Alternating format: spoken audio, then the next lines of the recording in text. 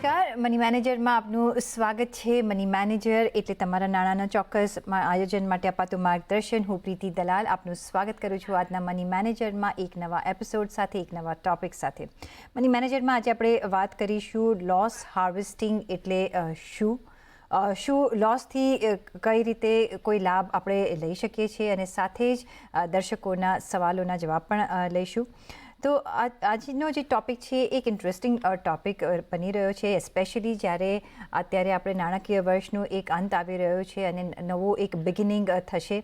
તો નાણાકીય વર્ષના અંતે આપણે આપણા પોર્ટફોલિયોની સમીક્ષા જરૂરથી કરતા હોઈએ છીએ. તો અમુક સ્ટોક્સમાં આપણને ત્યારે લોસ પણ દેખાતો હોય છે, અને આવા સ્ટોકનું શું કરવું જોઈએ, શું લોસ હાર્વેસ્ટિંગ કરવું જોઈએ, લોસ હાર્વેસ્ટિંગ એટલે શું છે, શું લોસ બુક કરી દેવો જોઈએ, આ બધું જ આપણે સમજીશું અને આજે આપણે ચર્ચા કરીશું. અને આજે આપણી સાથે જોડાયા છે ટ્રાન્સેટ કેપિટલના ડિરેક્ટર ઇન્વેસ્ટમેન્ટ કાર્તિક ઝવેરી.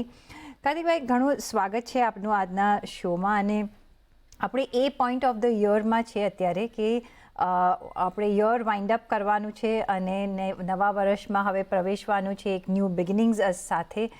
પણ જ્યારે આપણે કોઈક ઇન્વેસ્ટમેન્ટ કર્યું હોય છે ત્યારે ઓફકોર્સ અમુક બધા જ ઇન્વેસ્ટમેન્ટ આપણા પ્રોફિટ મેકિંગ નથી હોતા, કોઈ લોસ બી કરતા હોય છે, પણ એમાંથી નીકળવું બી ઘણી વખત મુશ્કેલ થઈ જતું હોય છે કે નીકળીએ કે નહીં, કારણ કે એક હ્યુમન સાયકોલોજી છે કે નહીં ભાવ વધશે કે આના રેટ્સ વધશે, એવી ઓલવેઝ આપણને આશા હોતી હોય છે. ફર્સ્ટ ઓફ ઓલ, આ તમે ટર્મને કઈ રીતે સમજાવશો? લોસ હાર્વેસ્ટિંગ એટલે શું? પ્રીતિબેન, કેટલો ફર્સ્ટ ક્લાસ ફેન્ટાસ્ટિક ટાઈમિંગ છે ને કે અત્યારે વર્ષ પૂરું થયું છે, થોડુંક માર્કેટમાં થોડું દબાવનું વાતાવરણ છે, થોડું મંદીનો સમય છે, અને આપણું ટોપિક એકદમ ટાઈમલી આવ્યું છે. યુ સી, લોસ હાર્વેસ્ટિંગ એક રીતે ઇંગ્લિશ વર્ડ છે. ઇટ્સ જાર્ગનાઇઝડ વર્ડ, એટલે એક ઇંગ્લિશ જાર્ગન, ફાઇનાન્શિયલ જાર્ગન કહેવાય છે. પણ એનું બહુ સિમ્પલ અને સરળ ભાષામાં એનો અર્થ સમજાવીએ તો એ છે કે કોઈ પણ પરિસ્થિતિમાં ફાયદો ઉઠાવો. એટલે ઓફકોર્સ જ્યારે પ્રોફિટ થાય ત્યારે તો કોઈ સવાલ જ નથી, ત્યારે નેચરલી આપણે બધાને ગમતું હોય છે, એન્જોય કરતા હોય છે. પણ જો લોસ થતો હોય તો શું તમે કંઈક કરી શકો છો કે લોસનો કોઈક રીતે તમે ફાયદો લઈ શકો છો? અને યુસી, મારા માનવું એવું છે કે આ જરૂરી પણ છે. ઘણી વાર આપણે કોઈક વસ્તુ લીધી હોય છે, કોઈક આપણે ઇન્વેસ્ટમેન્ટ કર્યું છે અને આપણે મોંઘા ભાવે કર્યું હોય છે, અને કે આપણે જે ભાવે કર્યું ને એ પછી એ ત્યાં રેલી પૂરી થઈ ગઈ અને ત્યાંથી મંદીનો સમય ચાલુ થઈ ગયો. કે ઘણીવાર એવું થઈ જાય કે આપણે કંઈક લીધું કોઈક એક ક્ષેત્રમાં કે કોઈક એક સેક્ટર, સમજો ફાર્મા કે આઈટીમાં આપણે કંઈક ઇન્વેસ્ટમેન્ટ કર્યું, અને પછી આગલા એકાદ મહિનામાં આખું માર્કેટની જે ફેવર છે એ કોઈ બીજા સેક્ટર તરફ ચાલી ગયું છે. એટલે મોટા મોટા જે પ્લેયર્સ હોય છે એ કોઈ બીજા સેક્ટર તરફ ચાલી ગયા. તો એમાં ઘણીવાર શું થાય કે આપણે લીધું અને પછી આપણે એમાં અટકી જઈએ, ઘણો વખત નીકળી જાય. લોસ પણ એક વસ્તુ છે કે એ તો ઓબ્વિયસ છે કે તમે 100 ના 80 રૂપિયા થઈ ગયા હોય તો તમારી પાસે 20% લોસ છે. પણ બીજી વસ્તુ કે તમે 100 ના 100 જ રૂપિયા રહ્યા હોય અને લગભગ 1 વર્ષ નીકળી ગયો હોય તો તમે તમારું વ્યાજ ગુમાવ્યું છે. એટલે એનો મતલબ એ થયો કે સમયની પણ બહુ ઇમ્પોર્ટન્ટ વસ્તુ છે. સમયનો પણ એક રીતે લોસ હાર્વેસ્ટિંગ કરવો, કારણ કે તમારી કેપિટલ બ્લોક થાય છે. એટલે સમયનો પણ એક સારો ઉપયોગ કરો તો એને પણ આપણે લોસ હાર્વેસ્ટિંગની ડેફિનેશનમાં નાખશું. એટલે સિમ્પલ ભાષામાં અગેન કે આ સમય એવો છે કે પોર્ટફોલિયોને જુઓ, જ્યાં જ્યાં નુકસાન થઈ રહ્યું છે, જો એ નુકસાનમાંથી તમારો ટેક્સ ઓછો થતો હોય કે તમારું કેપિટલ થોડું ફ્રી થઈ જતું હોય અને તમે એ કેપિટલને કોઈ બીજી ડાયરેક્શનમાં, કોઈ બીજા ઇન્વેસ્ટમેન્ટમાં, કોઈ બીજા શેરમાં નાખીને એમાં વધારે તમે પ્રોફિટ બનાવી શકો, તો એને આપણે એ પદ્ધતિને કે એ પ્રોસિજરને કે જે આખી મેથડ છે એને આપણે લોસ હાર્વેસ્ટિંગ કહીશું. નફા લોસ સિચ્યુએશનમાં કે જ્યારે માર્કેટ અત્યારે આપણે જે કન્ડિશન જોઈ રહ્યા છીએ એનો કઈ રીતે ફાયદો ઉઠાવવો, એકચ્યુઅલી આપણે સક્ષમ છે બધા જ સિચ્યુએશનનો ફાયદો ઉઠાવવા માટે. કાર્તિકભાઈ, એકચ્યુઅલી જ્યારે માર્કેટ તેજીમાં હોય ત્યારે પણ અને મંદીમાં હોય ત્યારે પણ ખાલી જે પ્રોબ્લેમ થઈ જતો હોય છે કે જ્યાં લોસ થતો હોય છે એમાંથી નીકળવું કઈ રીતે, એ એક આપણે સેન્ટિમેન્ટલી બહુ અટેચ થઈ જતા હોઈએ છીએ અને એટલે જ એક પ્રોબ્લેમ થઈ જતો હોય છે. પણ કઈ રીતે તમે જે લોસ હાર્વેસ્ટિંગ સમજાવ્યું, કઈ રીતે એ કામ કરે છે કે કઈ રીતે કામ કરવું જોઈએ, શું એક્સપેક્ટ કરવું જોઈએ આપણે? જી પ્રીતિબેન, તમે એકચ્યુઅલી આ સમજાવતા પહેલા તમે જે એટલી બધી સાચી વાત કરી છે કે મને પણ એ પર્સનલી એવું થાય કે મારી પાસે મેં કોઈ લાખ રૂપિયાનું ઇન્વેસ્ટમેન્ટ કર્યું અને જો દાખલા તરીકે 60,000 થઈ ગયું 70,000 થઈ ગયું તો આમ એટલો બધો જીવ બળે કે અરે બાપરે 30-40,000 રૂપિયા નુકસાન થઈ જાય. પણ જે લાખ રૂપિયાના 2 લાખ રૂપિયા થઈ જાય છે એનો એટલો આનંદ નથી હોતો જેટલું કે આ 30,000 નું નુકસાનનો તકલીફ થઈ છે. એટલે we are all the same કે આપણે બહુ તકલીફ થાય. પણ હવે શું છે કે એ જ રીતે આપણે એક્ઝામ્પલ થી આપણે દાખલો લઈને વાત કરીએ. દાખલા તરીકે જો તમે માનો કે ફાઇનાન્શિયલ યર પૂરું થવા આવ્યું, તમે બ્રોકરને પૂછ્યું કે ભાઈ મારા આ વર્ષના કેટલો પ્રોફિટ થયો, અને બ્રોકર તમને કહે છે કે તમારા આ વર્ષના 10 લાખનો અત્યારે પ્રોફિટ અત્યાર સુધી બુક કર્યો છે. હવે એક ડિસ્ક્લેમર છે કે આ ખાસ કરીને જે લોકો શોર્ટ ટર્મ સ્ટ્રેટેજી કરતા હોય ને, સ્વિંગ પોઝિશનલ, એ લોકો માટે વધારે કામનું છે. ઇવન જે ઇન્ટ્રાડે કરતા હોય એ લોકો માટે પણ આ યુઝફુલ છે. અને જે લોંગ ટર્મ કરતા હોય ને એ લોકો માટે કેપિટલ કઈ રીતે ફ્રી કરવી એ રીતે લોંગ ટર્મ વાળા માટે એ કામ આવશે. એટલે આ વસ્તુ એવી નથી કે શોર્ટ ટર્મ વાળાને જ કામ આવે, લોંગ ટર્મ વાળાને પણ કામ આવે. રાઈટ? હવે માનીને ચાલો કે આપણી પાસે 10 લાખનો પ્રોફિટ છે શોર્ટ ટર્મ, દાખલા તરીકે સમજીએ. હવે શોર્ટ ટર્મમાં 15% ટેક્સ લાગતો, તો જો 10 લાખનો પ્રોફિટ હોય અને 15% ટેક્સ લાગે, short term capital gain tax, તો આપણે 1.5 લાખ રૂપિયાની ટેક્સ લાયબિલિટી બની જાય. એટલે મીન્સ આપણે ગવર્મેન્ટને 1.5 લાખ ચૂકવવાના થશે. રાઈટ? હવે માનીને ચાલો કે આજે છે 28 માર્ચ, 29 માર્ચ, 30 માર્ચ, તમે જોયું કે 10 લાખની સામે અત્યારની તારીખમાં હાલમાં મારી સામે મને દેખાઈ રહ્યું છે કે મારી પાસે અત્યારે 4 લાખ રૂપિયા લોસમાં છે. એટલે મેં કોઈક એવી 3-4 મારી પોઝિશન છે કે જે લોસ ચાલી રહ્યો છે. તો જો હું એ 4 લાખની લોસ બુક કરી નાખું તો 10 લાખના પ્રોફિટમાંથી 4 લાખ ઓછા થઈ જાય. એટલે ધેટ મીન્સ પછી મારો વર્ષનો પ્રોફિટ બનશે 6 લાખ રૂપિયા. તો 6 લાખ રૂપિયા ઉપર જે 15% ટેક્સ લાગવાનો હતો એનો મતલબ કે મારો ટેક્સ 90,000 રૂપિયા થશે. એટલે ધેરફોર મેં લગભગ 60,000 રૂપિયા આ લોસ હાર્વેસ્ટિંગની પદ્ધતિથી, આ રીસ્ટ્રક્ચરિંગ કરવાથી મેં થોડા બચાવી નાખ્યા. બીજો ફાયદો એમાં શું થયો કે મારું કેપિટલ થોડું ફ્રી થઈ ગયું. એટલે જે વસ્તુ લોસમાં હતી, મને જીવ તો બહુ બળતો હતો પણ એ વેચવાની ઈચ્છા નહોતી થતી, પણ એ જો વેચ્યા તો સડનલી પછી વેચીને બહુ મીઠું લાગે ગયું કે આટલા બધા પૈસા સાથે છે, હવે આપણે કોઈ નવી તક ગોતીએ કે નવું ઓપોર્ચ્યુનિટી ગોતીએ, કંઈક નવું રિસર્ચ કરીએ અને નવું ઇન્વેસ્ટમેન્ટ કરીએ. એટલે આ વસ્તુ શું છે, લોંગ ટર્મ વાળા માટે આ કઈ રીતે કામ આવે કે તમારી પાસે કોઈ ખરાબ કંપનીમાં તમે ફસાઈ ગયા હોય કે જેના રિઝલ્ટ ખરાબ થઈ ગયા છે અને કન્ટિન્યુઅસલી ક્વાર્ટર ઓન ક્વાર્ટર ખરાબ પરફોર્મન્સ દેખાડે છે કે એટલો બધો પરફોર્મન્સ સારો નથી, એક મધ્યમ સ્પીડથી ચાલી રહ્યો છે છેલ્લા 3-4 વર્ષથી, તો તમે એવી ઓકે કે બેડ કંપનીમાંથી તમે એક્ઝિટ કરી શકો છો. ઓકે? અને ઘણીવાર એવું એ થાય કે કંપની બહુ સારી હોય, બધા પેરામીટર, બધા ઇન્ડિકેટર સારા ચાલતા હોય, પણ ઘણીવાર એવું થઈ જાય કે કંપની છે ને આઉટ ઓફ ફેવર થઈ જાય, એટલે બજારમાં એનું ચલણ થોડું ઓછું થઈ જાય, એટલે ફેવરેટ સ્ટોક્સ માંથી નીકળી જાય, પોપ્યુલરિટી ના રેટિંગ્સમાં થોડું પડી જાય. એટલે ઘણીવાર એવું થાય કે સારી કંપની હોય પણ એ ઘણા વખત સુધી ના ચાલતી હોય. એટલે તમે દાખલા તરીકે સમજો કે તમે 6 મહિના કે 8 મહિના કે વર્ષ સુધી તમે પકડી રાખ્યું કોઈને, અને જો એ તમારું કોઈ તમને પ્રોફિટ જ ના થાય તો નેચરલી આપણે ઇન્ટરેસ્ટ લોસ થાય, કારણ કે આપણું કેપિટલ બ્લોક છે. તો એ રીતે આપણે કેપિટલ બ્લોક માંથી અનબ્લોક કરી શકીએ અને પછી જો સારી કંપની હશે તો ફરી આવશું એને લેવા માટે. એટલે એ રીતે ખરાબ કંપનીમાંથી એક્ઝિટ, ઓકે કંપનીમાંથી કેપિટલ ફ્રી કરો, અને જો સારી કંપની જે ન ચાલતી હોય એને ફરી ક્યારેક એ ફ્યુચરમાં ખરીદશું જ્યારે એનું ચલણ પાછું થઈ જશે, કે એનો સેક્ટર પાછો ફેવરમાં આવી જશે. પણ ત્યાં સુધી આપણે પૈસા જે છે, કેપિટલ જે છે, એ ક્યાંક બીજે વાપરીએ. That's the idea. તો જો લોસ થતો હોય તો એનો પણ આપણે એડવાન્ટેજ લઈ શકીએ છીએ. અને જ્યારે આપણે એ મોમેન્ટ પર ખડા છે કે એ પીરિયડ પર આપણે જ્યારે ઊભા રહ્યા છે કે આપણે આપણા અકાઉન્ટ્સ વાઇન્ડ અપ કરવાના આવશે અને એમાં આપણે એક એનો એડવાન્ટેજ લઈ શકીએ છીએ અને ટેક્સના પૈસા બી બચાવી શકીએ, તો ગમે તે રીતે આપણે બચાવી લઈએ છીએ. પણ કાર્તિકભાઈ, કઈ રીતે તમે આઈડેન્ટિફાઈ કરી શકો કે તમે એક you are in a bad company, not as આપણે એક બેડ કંપની એટલે આપણું ઇન્વેસ્ટમેન્ટ બરાબર નથી, કે જે રીતે આપણે જે કંપનીમાં જે રોકાણ કર્યું છે એ આપણા માટે ફેવરેબલ નથી, કામ નથી કરતું, કઈ રીતે આપણે આઈડેન્ટિફાઈ કરી શકીએ? Yes, absolutely right sir, Pritiben. ઘણીવાર એવું થઈ જાય કે આપણે સારી કંપનીમાં કર્યું પણ પછી છે ને થોડોક સમય જતા એમાં કઈ બેડ ન્યૂઝ આવે કે કંપનીનો બિઝનેસમાં ફેરફાર થઈ જાય, એના પ્રોડક્ટમાં કઈ ગડબડ થઈ જાય, કે એનો પ્રોડક્ટ આઉટ ઓફ ફેવર થઈ જાય, કે કોઈ કોમ્પિટિટર કંઈક બીજી સારી વસ્તુ લઈને આવે અને આ કંપની, જેમ કે દાખલા તરીકે કોડાક એક જમાનાની કેટલી બ્લુ ચિપ કંપની હતી, પણ પછી બધા મોબાઈલ ને બધા આવ્યા અને ડિજિટલ કેમેરા ના આવ્યા, તેમાં કોડાક તો સાવ કમ્પ્લીટલી ખલાસ થઈ ગયો. એટલે ઘણીવાર એવું બધું થાય. So simple answer is fundamental check કરવા પડે. સૌથી પહેલી વસ્તુ આપણે દર્શકો માટે 3-4-5 વસ્તુ આપણે કહીએ. સેલ્સ બરાબર ચાલે છે કે નહીં, એટલે જે કંપનીનું ટર્નઓવર છે એ પડતું ટર્નઓવર છે. ઓકે, બીજું પ્રોફિટમાંથી લોસ થઈ ગયો, એટલે હવે લોસ દેખાય છે, ક્વાર્ટરલી જે પ્રોફિટ છે એમાં લોસ દેખાવા માંડ્યો છે, એવું થવા માંડ્યું છે.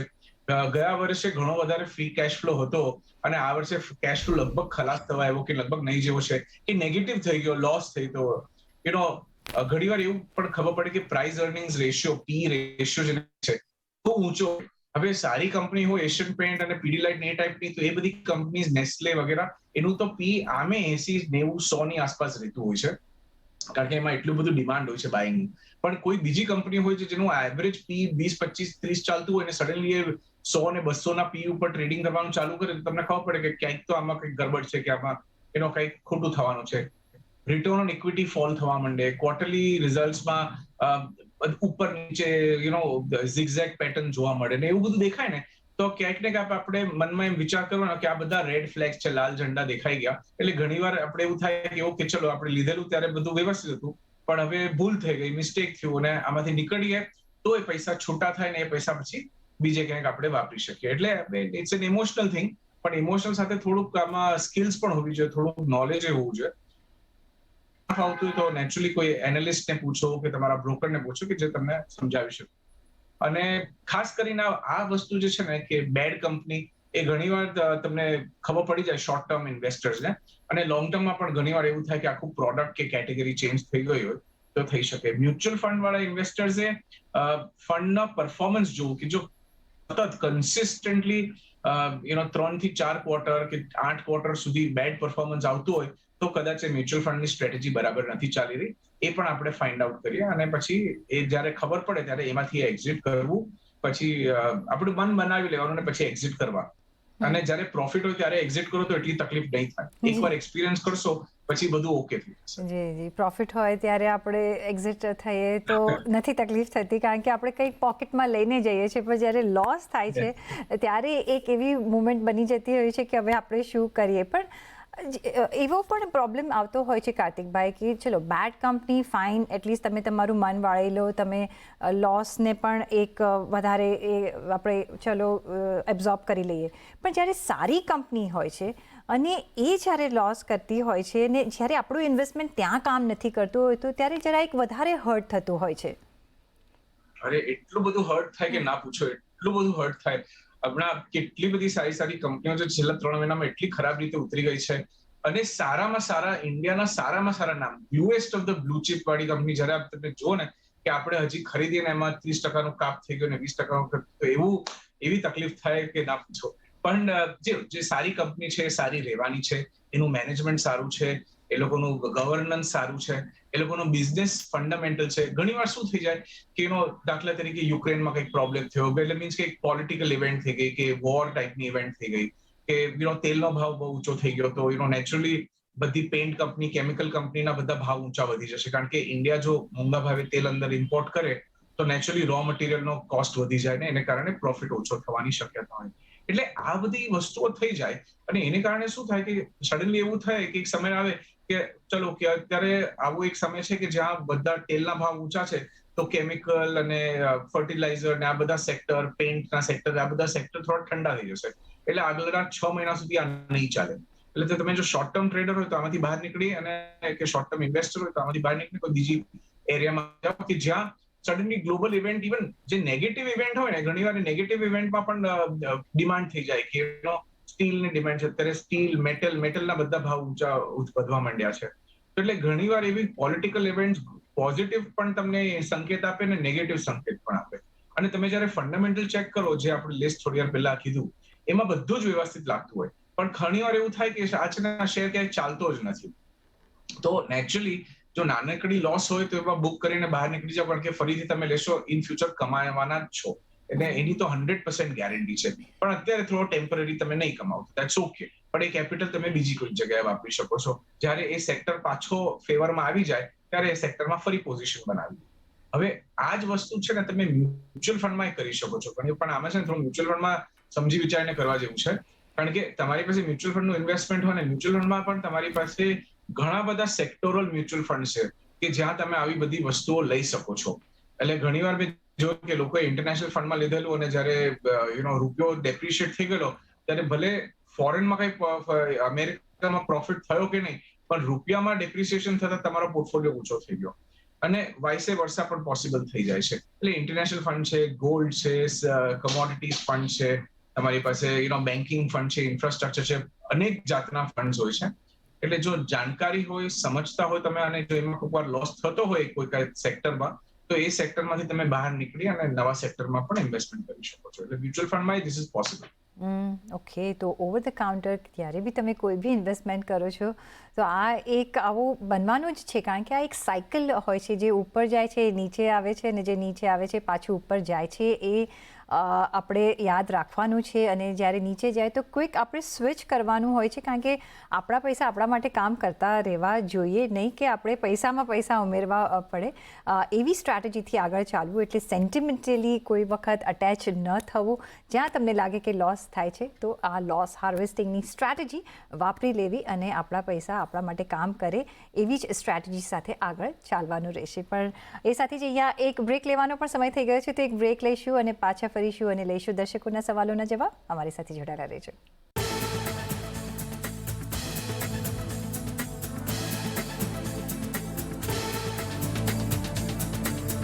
બ્રેક પછી આપનું સ્વાગત છે, અને હવે આપણે જઈશું દર્શકોના સવાલો તરફ, અને એના જવાબો આપણને આપશે કાર્તિક ઝવેરી, ડિરેક્ટર ઇન્વેસ્ટમેન્ટ ટ્રાન્સેટ કેપિટલના. અને કાર્તિકભાઈ, જે પહેલો સવાલ આવી રહ્યો છે રાજા વાઘેલાનો.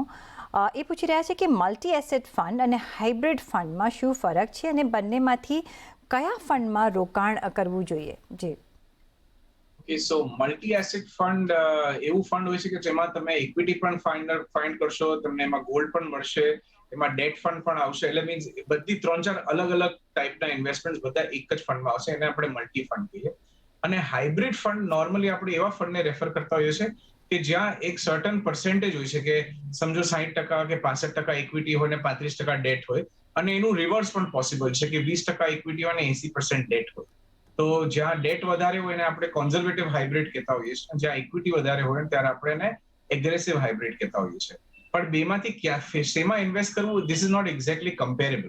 મલ્ટી એસેટ ફંડમાં તમે ત્યારે ઇન્વેસ્ટ કરો કે જ્યાં તમને થોડું ગોલ્ડ પણ જોતું હોય, થોડું કમોડિટીઝ જોતી હોય, થોડી ઇક્વિટી જોતી હોય, થોડી ડેટ જોતી હોય. અને નોર્મલી તમે હાઇબ્રિડ ફંડમાં એવા ઇન્વેસ્ટર ઇન્વેસ્ટ કરે કે જે લોકોને થોડું મધ્યમ રિસ્ક લેવું હોય અને બહુ વધારે વોલેટિલિટી ના જોતી હોય. તો આ બેવ જ ફંડ સારા છે, પણ આમાં direct comparison is not a good idea. Okay, તો બેવ સારા ફંડ્સ છે, પણ ડાયરેક્ટ કમ્પેરિઝન ન કરી શકાય. એ તમને અમને જણાવી દઈએ. સાથે જ નેક્સ્ટ સવાલ જે આવી રહ્યો છે અજીત પટેલનો.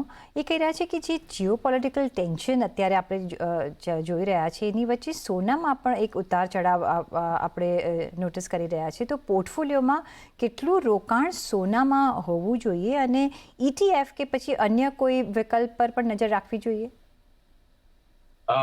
ETF ડેફિનેટલી, એટલે એમાં તો કોઈ બે મત નથી. મારા હિસાબે ETF જ કરવું જોઈએ, કારણ કે બીજી બધી વસ્તુ કરો તો કોમ્પ્લિકેટેડ થઈ જાય. અજીત, હવે કેટલા પર્સન્ટેજ રાખવું જોઈએ, ફ્રેન્કલી 25 વર્ષમાં જોયું છે કે કોઈની પાસે એનો પ્રોપર આન્સર નથી. કારણ કે 5% રાખો કે 10% રાખો કે 15%. હવે ગોલ્ડની સાયકલ એવી હોય છે કે કદાચ 5 થી 10 વર્ષમાં એકાદ વાર એવું થઈ જાય કે ગોલ્ડમાં 20 થી 30% તમને સડન જમ્પ પડી જાય. અને ખાસ કરીને આવો ટેન્શનનો સમય હોય કે કંઈક લડાઈ ચાલતી હોય કે મોટું પેન્ડેમિક આવે કે એવું કોઈક વસ્તુ થાય કે જ્યાં ડરનો જે પર્સન્ટેજ છે, ડરની માત્રા બહુ ઊંચી વધી જાય, બધા લોકોને વધારે ડર લાગતો હોય ને, ત્યારે આપણે જોયું છે છેલ્લા 20-25 વર્ષમાં કે ત્યારે સોનામાં થોડુંક એપ્રિસિએશન અને સોનામાં એક જાતની તેજી આવતી છે. સો ઇટ ઇઝ નેચરલ, પણ આઈ થિંક તમારે જો એઝ અ કસ્ટમ રાખવું હોય તો મારા ખ્યાલથી 5% 7% વધારે એનાથી ન. ઓકે, તો 5 થી 7% તમે રોકાણ કરી શકો છો. સાથે નેક્સ્ટ જે સવાલ આવી રહ્યો છે નીરજ મહેતાનો. એ કહી રહ્યા છે કે મારી ઉંમર 28 વર્ષની છે ને હાલની સ્થિતિને જોતા એ જરા કન્ફ્યુઝ છે કે ક્યાં ઇન્વેસ્ટમેન્ટ કરવું જોઈએ. શું ડેટ ફંડમાં ઇન્વેસ્ટમેન્ટ કરવું જોઈએ, કે ઇક્વિટી માર્કેટમાં કરવું જોઈએ, કે ઇક્વિટી ફંડમાં કરવું જોઈએ, કે એક બેલેન્સ સિનારિયો આપણે અપનાવવો જોઈએ? સો નીરજ, તમારો સવાલ, તમારા સવાલના 3-4 ટુકડા છે. સૌથી પહેલી વસ્તુ, તમે 28 વર્ષના છો, ડેટ ફંડ તો તમારા માટે કન્સિડરેશનની જ બહાર છે. ડેટ ફંડ શું કામ તમારે કરવું જોઈએ? તમે 28 વર્ષના છો, અત્યારે ઇક્વિટી માર્કેટમાં કરો ઇક્વિટી ફંડમાં કરો, એનો ક્યારેય સારો સમય નથી હોતો, ખરાબ સમય નથી હોતો. ઇક્વિટી માર્કેટમાં you can invest any time. Always you will find some opportunity. કોઈક ને કોઈક ઓપોર્ચ્યુનિટી, કોઈક ને કોઈક પોકેટમાં ક્યાંક ને ક્યાંક અવસર તો મળતો જ હોય છે. એટલે એમાં કોઈ તમે શોર્ટ ટર્મ કરો કે તમે લોંગ ટર્મ કરો કે તમે multi year buy and hold for ever કરો, બધા જ લોકો માટે દરિયામાં ઘણું બધું પાણી છે પીવા માટે. એટલે ઇક્વિટી માર્કેટના દરિયામાં કોઈ શોર્ટેજ. ઓકે, અને હાલની સ્થિતિ જોતા તમે ડેટ ફંડમાં ઇન્વેસ્ટ કરો તો લગભગ 4 થી 5% રિટર્ન જોવામાં મળે છે, 6% મેક્સિમમ. કોર્પોરેટ બોન્ડમાં થોડું વધારે, રીલ ફંડ્સમાં અત્યારે ઘણી બધી વોલેટિલિટી છે. જેમ જેમ વ્યાજ દરો ઊંચા જશે તો આ તમારા માટે તો ખાસ કરીને અને બીજા લોકો માટે પણ જેમ જેમ વ્યાજ દરો ઊંચી જશે ને તો નેચરલી ડેટ ફંડમાં થોડું નુકસાન થવા મળશે. સો એટલે debt fund is not the best investment અત્યારના સમયમાં. તો ઇટ્સ અનફોર્ચ્યુનેટ, કારણ કે બીજો કોઈ ખાસ વિકલ્પ પણ નથી તમારી પાસે ફિક્સ ડિપોઝિટ સિવાય. અને ઓફકોર્સ આપણે 3-4 વાર વાત કરી છે કે પિયર ટુ પિયર landing is also a very good idea, પણ એમાં એક લિમિટથી તમે ઇન્વેસ્ટ કરી શકશો. લિમિટની બહાર તમે એમાં ઇન્વેસ્ટ નથી કરી શકતા. એટલે અત્યારના સમયમાં તો ડેટ ફંડ ઇઝ નોટ સચ અ ગ્રેટ આઈડિયા. એટલી બધી અવસર નથી ત્યાં. અને ઇક્વિટી ગમે ત્યારે કરવાનું. માર્કેટ જ્યારે આવી રીતે તમને સસ્તા ભાવમાં મળતું હોય, સેલ ઉપર મળતું હોય 20-30% સેલ ડિસ્કાઉન્ટ ઉપર, તો જરૂરથી એમાં બધા પૈસા નાખવા જોઈએ. તમારે પણ અને બીજા ભાઈના લોકોએ બધાએ નાખવું જોઈએ. ઇક્વિટી માર્કેટ તો ઓલવેઝ ડેમોક્રેટિક. ઓકે, તો અત્યારે તો આપણી પાસે વિકલ્પ નથી. ડેટ માર્કેટમાં તમારા એટલા રિટર્ન્સ નહીં છૂટે, અને ઇક્વિટી માર્કેટમાં ઓફકોર્સ ઓપોર્ચ્યુનિટી બનેલી છે. એટલે અત્યારે ઇક્વિટી માર્કેટ તરફ તમારે ધ્યાન રાખવું જોઈએ, પણ સિલેક્ટેડ સ્ક્રિપ્ટ્સ લેવાની, એક સ્ટડી કરીને સ્ક્રિપ્ટ્સ લેવાની. એમ નહીં કે ચલો બધું સસ્તું છે તો આપણે ગમે તે સ્ક્રિપ્ટ લઈએ, કારણ કે આપણે આપણું કેપિટલ ઓફકોર્સ ગુમાવવું નથી, પણ અત્યારે કોન્સન્ટ્રેશન ઓફકોર્સ ઇક્વિટી ફંડ્સ માટે રહેવું જોઈએ. એ સાથે જ કાર્તિકભાઈ, તમારો ઘણો આભાર અમારી સાથે આજે જોડાવા બદલ, અને આ ફિનોમિનલ એક સ્ટ્રેટેજી સમજાવવા બદલ લોસ હાર્વેસ્ટિંગની. અને એ સાથે જ પર્સનલ ફાઇનાન્સના તમારા સવાલ અમને તમે મોકલી શકો છો. તમારું શહેર, ઉંમર, નામ સાથે ઈમેલ કરો અમને money@nw18.com પર. ફેસબુક પર લખો અમને facebook.com/CNBC બજાર પર, અને ટ્વીટ પણ કરી શકો છો twitter.com/CNBC બજાર પર. અને સાથે જ મની મેનેજરના એપિસોડમાં બસ આટલું જ. પાછા મળીશું નેક્સ્ટ એપિસોડમાં. ત્યાં સુધી આપશો રજા. નમસ્કાર.